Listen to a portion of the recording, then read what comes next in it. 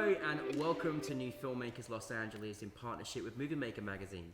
My name is Danny DeLillo and we're here at the Cambridge Los Angeles show in West Hollywood. We're here with Matt and Nick with their movie, Companion. Let's take a look at a clip. If I can't party anymore, then I gotta find new ways to express myself. So that means having a bunch of women, finishing my career here in LA, and messing with you every chance I get. It's my man Nick. He's my new juice man. You study psychology? That's funny. What the fuck, man? You think that's funny, huh? You're supposed to be my spiritual advisor. I'm not Deepak Chopra. I'm your sober companion. That's what you pay me for. Guys, congratulations on Companion. Thank you. Thoroughly enjoyed it. We're on an amazing journey. But for those that haven't experienced it, tell us a brief synopsis of your film. Yeah, so Companion is about Nick Foster. He's a sober companion to celebrities and stars. And Well, it's basically he is watching. he finishes my sentence. Yes, he Oh, does. I love it. Yes, That's it's why you beautiful. care. Yeah, I got the cue there. So Nick Foster, a sober companion, he's actually watching this NBA superstar, Jay Tyrell, who's fallen on hard times. He recently got arrested for prostitution and soliciting drugs. So now he's got 90 days clean and sober, and he's about to go before the judge. And Nick, who's this sober companion, which basically are these sort of glorified babysitters that usually affluent people who just got out of rehab sometimes. And he's watching Jay, and he's just trying to get Jay to the next day. So our film is about 24 hours, and just getting Jay to the next day so he can stay sober and go before the judge. And in those 24 hours, something comes up that could derail his whole sobriety. Yeah. It's quite 24 hours, all I'm saying, because you really do take us in. It really feels like you're going through his exact experiences. Because when you make a film that's like around a certain time period, particularly when it's like within 24 hours, you're sort of like on this race yourself as an audience member, which I certainly felt watching it. Now, Matt, you directed it, and Nick, you produced it, but you co-wrote it together. Yes. Yeah. Where did the inspiration come in actually creating this particular story? So it's loosely based on my experiences as a sober companion, which was about 10 years ago. And I was with a lot of different celebrities, and it's like when you're with them, you don't have a life. Like your life becomes their life. So it's, I mean, you've seen it in the media a lot, especially with like Lindsay Lohan and recently Ben Affleck.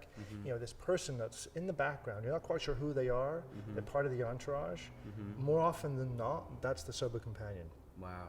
And it's a trip, man. I mean, when you're, like I said, when you're with them, your life evolves around them, and 24/7. So it's loosely based on those experiences. So. You know, what's it like to, you know, was it sort of something did you ever think when you were going through it, or a few years later you thought, right, okay, I actually want to make this into a film and sort of show an example of someone who's in the public eye and showcase this kind of story? Well, it's taken a long time to get to the screen. I mean, you know, I haven't been a companion for about 10 years. In between that time, I've become a psychotherapist and things like that. So it was just, it felt very current. It felt something that we wanted to tell. And, you know, I've known Matt we've worked together for 16, 17 years. So That's a long time. It's a long time, you know, so. Got trust there, right? Yeah. And, you know, full disclosure, I'm sober as well. And, you know, we've talked a lot about this project, and we're like, let's write it. And then We did, and I thought it was a really interesting look at recovery. Yeah. You know, a lot of times you not watch in a rehab or anything like that. Yeah, but it kind of takes it out into society, into the world, and living sober, especially under this auspice of Los Angeles and celebrity, where sobriety and celebrity are such like staples of Los Angeles. Yeah. And to sort of pull the curtain from sort of that world and see what goes on behind that, Right. I think was just a fascinating story to tell. Absolutely, Yeah. and you know, I love how you know picked this incredible star. I thought the lead actor was just Ray incredible. Stoney. Met him last night. We actually found out we got mutual friends and we was talking last night. But he was he's really carried the journey of this character. He totally felt like he was going through this whole thing. Yeah. How was your casting process? We found Ray, actually, I did the ABC Diversity Showcase with Ray. Oh, I love that. They're like one of the most greatest things about Los Angeles. It's great. It was a great show, and we did that in 2005, 12 years ago. And also in that show was our other producer, Elaine Uwe. So the three of us sort of stayed in touch through the years. And Elaine said, you know, I'll produce this.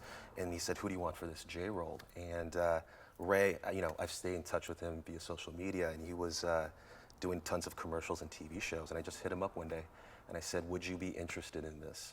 And he read it, got back right away, and said, I'm in. Like, I'm in. And the same with Michael Friedman. I met him. I was writing and directing on a show on Comedy Central a couple years ago that was an animated cartoon.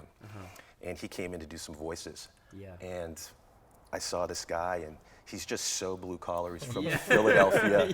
And there just isn't, I mean, he's just honesty. There's just, it's all honesty with Mike. And I remember I came back and I said, hey, Nick, I think we found Nick. And so it's great. And then Kareem Grimes, who was in it, and I think he's in the clip that you just saw.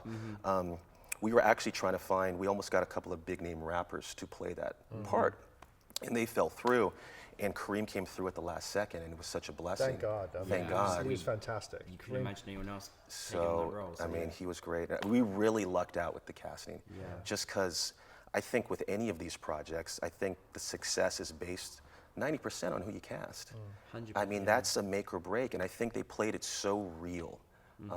They did. That's what I really felt like I was in that journey with them, you know. And so, because again, it's this kind of like mask we have with the celeb world, and you know, there's just a lot of, you know, we might see it from the media perspective, but you know, there's a whole different world behind the scenes, isn't it? And like you say, it's kind of like a 24/7 job, and people don't really understand, I think, what, you know, a companion sort of does, how important they are, and how much their lives will be changed and keeping them out of the news for the wrong reasons as well, you know. So yeah, exactly. But with the journey of like creating this you know, this dynamic of where he goes on this journey, there's just so many elements in there that you also brought, you know, a lot of fun, a lot of, you know, dark comedy that was so great. Is that something you kind of wanted to do, that it wasn't just sort of this heavy story, but kind of showed elements of, like, you know, of comedic moments and a bit of, you know, real life? Well, I mean, it has to be, right? I mean, there's the humor in those dark moments. And so, you know, we have a comedy writing background anyway. So, you know, one of the things we talked about is we have to ground it in reality. And I remember a couple of the first drafts were a little too over the top, a little too broad, and we're like, you know, we need to tone this down, which we did. And then with Matt's direction, with the actors, it was just, we found those serious moments, we found those dramatic moments, but there's, like you said, there's a lot of humor in it too. Yeah, there's a lot of humor. Actually, I want to go even further. I said I was literally, if I'm allowed to even say this, I think it's after a certain time this may get aired, or no, it's online, it's all time. But anyways, but you know, there's, you know, again, very difficult scenes that you have to do. You know, when you're comedy writing, you got to really make sure that the actors can portray and understand. But that was like one of the most brilliant intimate scenes I've ever seen in my life, that I just was laughing out loud. Like, how do you know, as writers, as a director, get them to sort of make that moment happen? Because it was just truly it was brilliant. Well, what's great about those two actors, well, it was Lauren Compton and Ray Stoney, is, I mean, you want to cast actors that aren't self-conscious at all. And they just dove in. Literally into dove the in. bed. Into the bed, it wasn't, But to be honest, I mean, it is a little, you know, you direct a lot of things and a lot of different things, but when you're directing a sex scene, you know, she's on top and he's on bottom, and in that scene she's emasculating him, and she's kind of calling him every name in the book. It's a little tough, like, you know, go a little further, but they dove right in. And to sort of make that scene relatable too at the same time, even though it might be a little bit over the top. Everything's about making it relatable, and I think that's like the secret to doing good comedy is you know, not being on the nose, and you know, just making it feel like it's real. And that scene was fun. It's just the greatness of, like, when you've got comedic chemistry, you know, when you just know you trust the other person, you can play off of each other, and you know, there you are, just sitting there thinking, wow, this is fantastic. One of the other aspects I absolutely, you know, really enjoyed throughout was just, it was so picturesque, you know. I felt like that, you know, the set, the colors, everything was so pinpoint. Was there a certain kind of style that you wanted in when you were creating this particular picture? Because it really stood out to me. Yeah, no, we actually, you know, we were really inspired by Master of None, the TV show Atlanta. Yeah. And I think what's really great about those shows is, you know, there's a very cinematic quality, very sort of Woody Allen. They do a lot of wides. They kind of compose their shots. And then they bring sort of a hip sensibility in other parts. So it's this really great meld of classic filmmaking. And with a contemporary feel. With a contemporary feel. So we kind of looked at a lot of those shows and just how we, and with our great DP, Luke Hanlon, we really sort of composed this, and those were really inspirations, because those are, I guess, comedies. There was in the comedy category, but you know, they're dramedies. And what we wanted to do with ours is to really have that feel of this being LA. This is an LA story, and just to give it that look. So the colors, the richness of it, that was something we definitely wanted to try to do. Yeah, you know, certainly came across. And LA is so bright and colorful as well. Yeah, you know. but also those transitions between scenes. You know, actually the shots of LA, you know, across the city. That was like, it was another character within the scope of the piece. You know, we really wanted to capture that. So these different locations that you might not necessarily see. So. You know, certainly, you know, it's difficult to accomplish making any kind of film, but certainly in short films, you've got a more of a limited time to create things and make things happen. You know, what was the biggest challenge that you may have faced in making it as a producer or as a director? Did you have certain things that were difficult on the journey? It's funny, because when we wrote this, we wrote 7 locations into this. Oh, wow. And I don't think we knew, but we moved fairly quickly with this. We had a great producer, a production company called Them Too, and Elaine Uwe, who's produced a lot of stuff. And he really helped us. Sometimes producers were like, you can't do this. But he was like, let's see how far we can take each scene. You know, we had created like a playground for us to kind of express this idea, this concept in, and he really gave us a wide berth. And you know, we shot it in 6 days. 6.5 days. 6.5 days. Yeah. And you know, I think we were talking last night. I mean, the challenge wasn't actually a bad challenge. We had some great actors, and a lot of times, you know, you can be very precious about your script, but they brought so much good stuff to the table. I mean, as a director, I didn't want to get in my own way with it, and I really had to trust them. And he would tell me on set, it's like, what they're doing is good. Let's just, I mean, I know it's not on the page per se, but they're really taking it to another level that we didn't expect. So I think for us, it was just kind of getting our own way and just kind of letting the story evolve as it was happening there. Other than that, we always, you know, like anything, you know, trying to catch light. Yeah. Where's lunch? You know. What's for lunch today? Long days. I mean, 12, 14-hour days. The one big challenge we had was at the record shop. We were waiting for Elaine, who didn't show up. He overslept, and all the equipment was in the office. So we've got people waiting outside of the record shop. It's like 7 in the morning. I'm running back. I think you went back to get the equipment. I'm trying to get the store open. It worked out fine, but we had a drunk sound guy that showed up. That was always interesting. After his birthday, wasn't it? Yes, after his birthday. So that worked out okay. You actually got the sound, but you know, the small challenges like that. But that was the worst. Somehow thing. you're still like, oh, we're gonna make this happen with a drunk person, and then he was reeking. But it was good. You got drunk to smell him. Yeah. But he's a good guy. He's a good guy. We're making a movie about being. He's sober. lovely. He's lovely. Sober livid. Well, I think one thing as well, again, when you have got a great tight knitted team, when you are a director that, you know, knows a vision, but you're giving their actors room to explore. And then I think obviously you having a great relationship, which you have as you've known each other for many years, and you have that trust and co-writing together as well. It's a beautiful element to see the pages, you know, being up there, being filmed in front of you as well. What's it like after that whole journey that you've been on to have your film selected for NewFilmmakers LA, have it in front of an audience? What does it feel like when you just see it up there and there it is and everyone gets to enjoy it?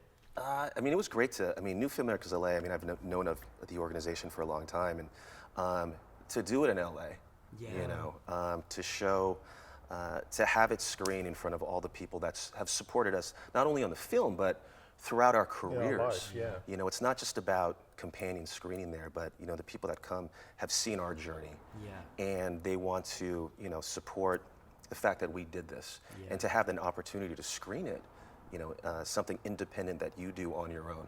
You know, we're going to create the content, and to do it at New Filmmakers LA was. It was great. It felt like a homecoming. We've been to Yeah. a couple other festivals, and everyone's always like, "How can I see this? How can I see this?" And you know, to have that, to give us that opportunity was incredible. A homecoming, I love it. Yeah. Beautiful. It was nerve-wracking, to be honest with you, when I first sat down. We're very nervous as Brits all the time. We're constantly on edge, aren't we? But I mean, you know, like you said, I mean, we have friends and industry friends Yeah. that came out, and my wife and my 3-month-old baby were there. Yeah, and the she youngest new filmmaker Yeah. ever Yes. was your little one. That yeah, was she's very quiet cute. as a mouse during the whole screening. She's welcome back anytime. Like, trust me, Cheers, give her a thanks. membership. Goodness me, yeah. Yeah, for sure. No, it's really nice. It is nice because you know it's again, it's not just this film companion, Right. but it's the journey you've all been on together as well, and that's wonderful. What is there something you've learned from this particular film, or a piece of advice that you would give to other filmmakers out there that you may have learned? Is there something out Yeah, there I you mean, I picked think, up? you Can I know, jump in for a second? yeah, do it, go for it. You know, I was talking to a friend of mine right after the screening, and she's known us for a long time. She's a great writer. She's written a lot of stuff.